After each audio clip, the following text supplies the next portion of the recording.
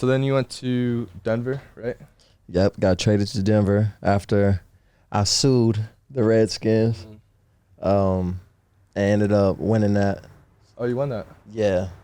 Well, technically we settled, Okay, yeah. but I wouldn't be receiving no bread if I was lying about what I'm accusing y'all of. So I'm sure that was a real stressful. It was like 4-year-long court case. Like, Jeez, they basically kept prolonging it as long as they could to basically bleed me out. But I let them know, I don't care if it takes 10 years.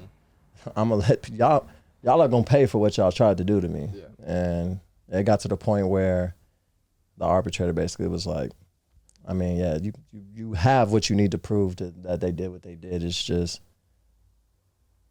how long are you willing to wait to prove that? And I was like, man, take this settlement. Yeah, because I know like recently they've come under fire. Dan Snyder. Yeah.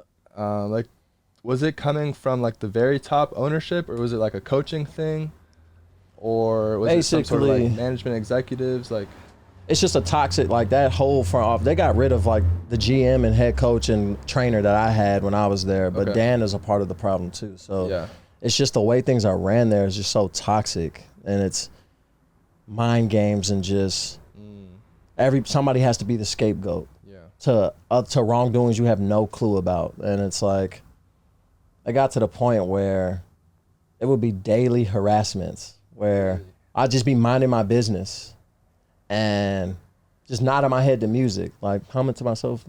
And then some coach or random dude from upstairs, like that works the front office, has nothing to do with anything that I do, coming to me like, California guy, like, if you just didn't speak your mind, you'd be a way better player for us. But what do I know? And just walk away. It'll be like, it's being like real passive aggressive. Yeah, from like people that like the receptionist will be passive aggressive with you. You're like, like, bro, relax. I'm just trying to play ball. That's so weird. Yeah. Like they would leak fake stuff to reporters and tell them to like say certain things. Like, I had tore my bicep with the Skins my rookie year towards the end, and the doctor had basically told me it doesn't matter if you drain the blood out your bicep or leave it alone. It's going to heal at the same exact pace. Okay. So it wouldn't make sense for you to get any type of surgery on your arm because you're going to heal at the same pace. Sure. So it's up to you what you want to do. The Skins wanted me to get surgery so I could play. And I'm like, did you not just hear what this doctor said? So I got a second opinion too and was told, surgery will not do anything. Like your arm is like this and you need to just give it time. So you can heal properly. And they were real pissed about the fact that they were basically trying to force me to get a procedure. And I'm like, y'all can't do that. That's illegal. And I used that verbiage, and so they got real tight. Yeah. So the next like week or two later, season ends, and there's a report that comes out from a random reporter that says, people in the front office at the Redskins report that Cravens' injury wasn't as serious as he made it out to be, and that he was caught playing ping pong in the locker room with his quote-unquote torn bicep. Bro, I'm not even good at ping pong. I have never owned a ping pong table.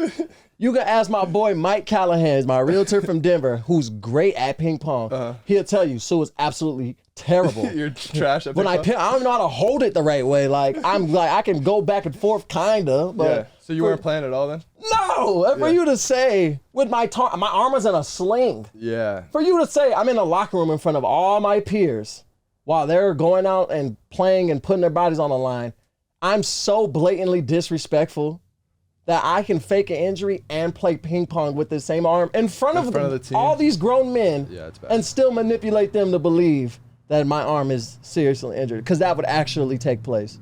And then that story just spills and then grows, and then that's how they start building the narrative.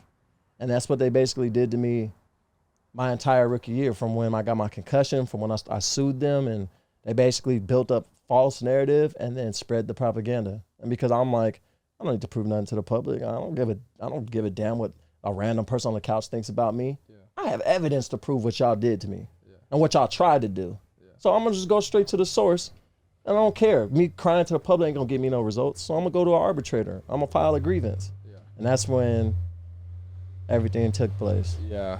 Man, that's so weird, bro. That's also why I think people have a distrust for the media. Yeah. Like, how can you just blatantly lie like that? Bro. Bro, it's not even just the media. It's just coaches do it. Like, and you think they fed the media that? 100%. No, 100%. I knew exactly what they were doing. Yeah. Like, but even coaches, like when I got traded to the Broncos, like I had that stigma about me, that narrative of I wasn't a good old boy. If you did me wrong, I was gonna speak up about it, and I was gonna put my rights before my job at the NFL. And you can't have that mentality to play in the NFL. You better be football first, be all in. Football second, and I'll die without football. Like that's the mindset they want, because then they can basically do whatever they want to you, and you won't know any better. Yeah. So I had that stigma about me, and like when I got to the Broncos, you can ask my teammate. Justin Simmons was just at my crib last week. Like he's an all-pro safety. He'll tell you right now, I was one of the best players on that defense.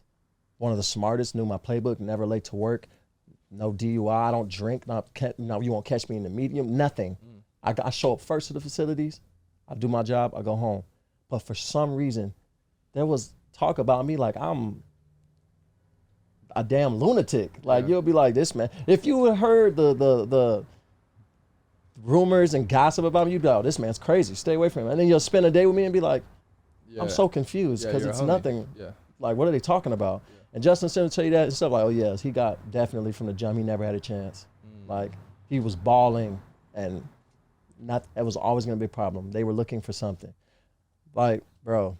Why do you think they were trying to push that? It's just so weird. Because once I did one of the teams wrong, that's why. Because I spoke up and defended myself against one of them, and that's all it takes. So as soon as you started doing that, you think? It's a brotherhood, bro. Yeah. So, like, once one coach was like, oh, yeah, get him out of here. Get him out of here. Yeah. That was the narrative about me all over. And because I don't play offense and I don't score touchdowns, I don't have the fan power for fans to demand, like, no, this ain't right. Sure. Like, he's the dude. Like, no, we want to see him. Yeah. I don't have that type of power. Like, if Tom Brady says, I'm not playing this year, that means something. Yeah.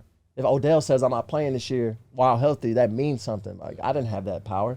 So they knew that. So they could spread the narrative and it'll be believed. Yeah. So, like, bro, it's amazing because you wouldn't even believe some of the stuff that would happen. Like, I got accused of negotiating a record deal in the bathroom by one of the coaches on the Broncos, bro. A record deal? Yeah, because I did music too. And me and my boy B. Lang, who was my teammate with the Broncos, we actually did have record deals, and like we could have stopped playing football and pursued music. But like obviously we never gonna do that. But they didn't like that we did music because they said we weren't all in. That's so weird. But nowadays, I feel like it's different. There's tons of dudes doing things off the field. It's never about what I was doing was never the problem. It's who's doing it. Okay. Yeah. We don't like him already. Yeah. And now you think you can do music now? Yeah. Oh, okay. Where's your priorities? I got asked that so many times. So what's your priority? Like, what do you mean what's my priorities? I know my playbook. You look at the film, I'm balling. Yeah. What are you talking about? What's my priorities? Am I not allowed to be a person outside of this? Yeah. So, I got accused by a coach. I negotiated a record deal during a workout. And that spread like fire. Like my agent called me like, I'm like, what the hell? Yeah. And then when I asked him about it, I'm like, why would you lie? Oh, I apologize. I thought I heard. By that time it's too late. By that time, exactly. Like I'm like, what are you talking about? Mm-hmm. And that's the stuff that they do to guys where they're like, we need him out of here. They'll start planting seeds. And for like to the public, they're never gonna believe like who has time for our coaches. We're focused on winning. And no, they seriously do that. They will seriously conspire against a guy that they want out the building, whether you're somebody they just want out the locker room or you're due a big contract, so they're trying to cheapen your value. Oh yeah, that's some snake stuff too, bro. Bro, they will purposely know you have money coming up and not give you the same amount of catches or rushes limit your targets. Wasn't that kind of what AB was? Yeah, but not even AB. Like, I'm not gonna say his name because I don't want to get him in trouble. But I have a friend where basically he needed a certain amount of stats to get what he needed, and because he had a great year the year before, if he had the same similar year, he was going to be due that bread. Yeah. So instead, they don't rush him as much, and don't give him as much PT on third down to get those money stats. And now when the year comes, you had a up and down year, we need a prove it year out of you, and that's how they do it. And it's little times like that where it's passive aggressive, or then it's just blatant in your face like what I was dealing with. Yeah. So it's like everybody gets it. It's just who's going to talk about it. Yeah. And if you talk about it, understand you putting your livelihood at stake. Yeah. But it's crazy, bro, because people, the fans only see Sunday. But if they knew what it took to get to Sunday, they would never complain about a player holding out or speaking out. Because all they see, oh, you're a rich millionaire, you play football, be grateful. And it's like, bro, if you understood that I've had to swallow my pride and bite my lip and let a grown man disrespect me and talk crazy and slander my name just to entertain you. Yeah. And I might not even have this job next week if I step on the coach's toe on accident. You can get cut at any time. Let somebody just make up something about me in the building because they're upset about something. Yeah. And now I have to find out how I'm going to feed my daughter a different way because somebody decided they didn't like me. Mm-hmm. That's not even about how good you are on the field in the league. Teams are like the B version of what they can be, because to be the A version, I have to give up power to some of these players. And as a coach, my ego is more important than letting my team gel, because I need to let them know I'm in control. Yeah. So I'd rather be a B version team and be good instead of being A version and be great, if that means less power for me. Bro, the politics of the league is just insane, bro. Yeah. It's like at every level it just escalates. High school, there's some, college obviously there's gonna be some, and then the league is just another level, because there's just the money is just insane as well.